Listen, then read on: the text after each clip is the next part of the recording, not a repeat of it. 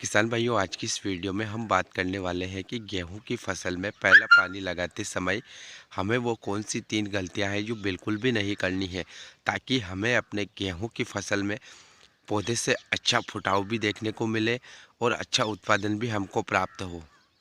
या फिर आप इस बात को यूं समझ सकते हो कि वो कौन से 3 काम है जो हमको पहला पानी लगाते समय करने ही हैं।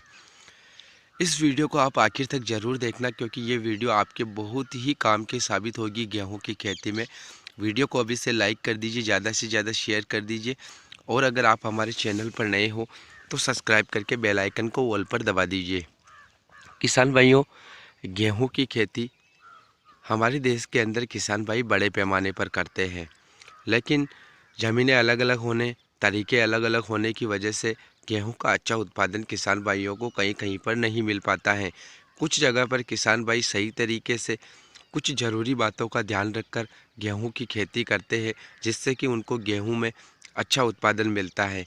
अगर यहाँ पर हमारा उत्पादन बढ़ता है तो जो लागत आती है वो भी निकलती है, और कुछ प्रॉफिट भी किसान भाइयों के हाथ में आता है। लेकिन अगर पैदावार ही कम निकल जाए तो फिर लागत निकालना भी मुश्किल हो जाता है।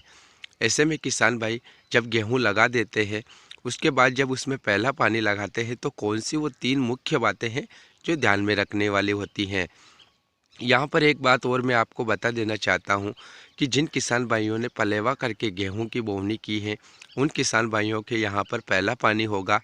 लेकिन जिन किसान भाइयों ने सूखे में गेहूं की बोवनी की है, उन किसान भाइयों के यहाँ पर दूसरा पानी होगा, क्योंकि पहला पानी तो उनके गेहूं को अंकुरण करवाने में लग जाता है।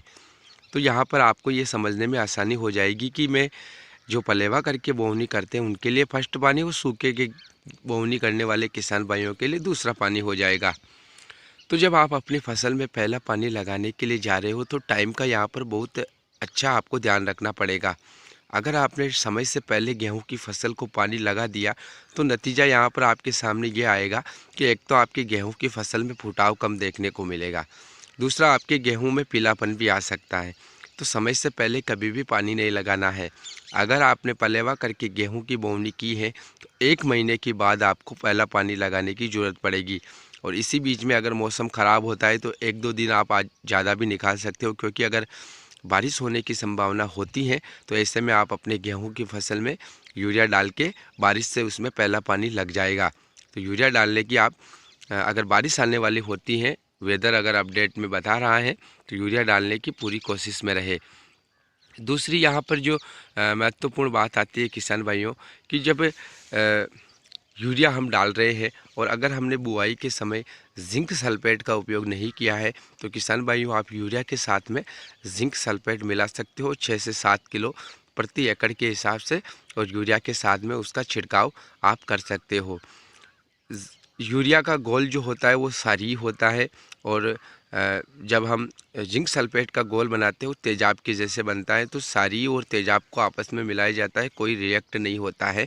तो इनको आप आपस में मिलाकर गेहूं की फसल में आप इसका उपयोग कर सकते हो।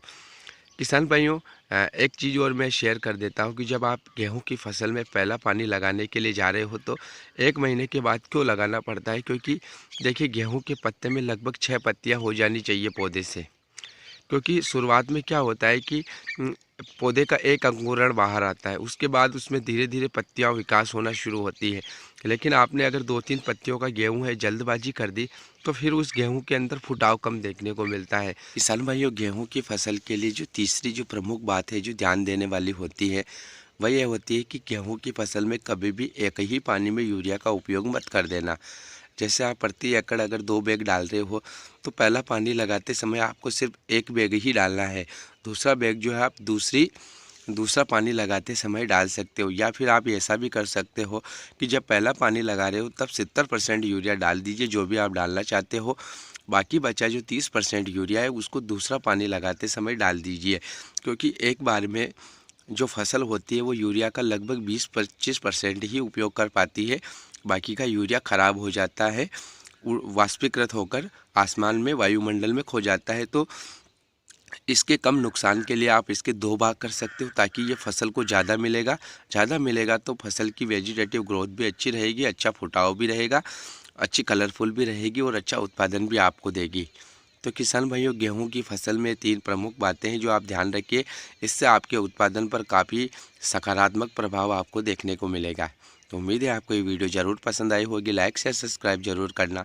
मिलते हैं अगली नई वीडियो में, तब तक के लिए धन्यवाद।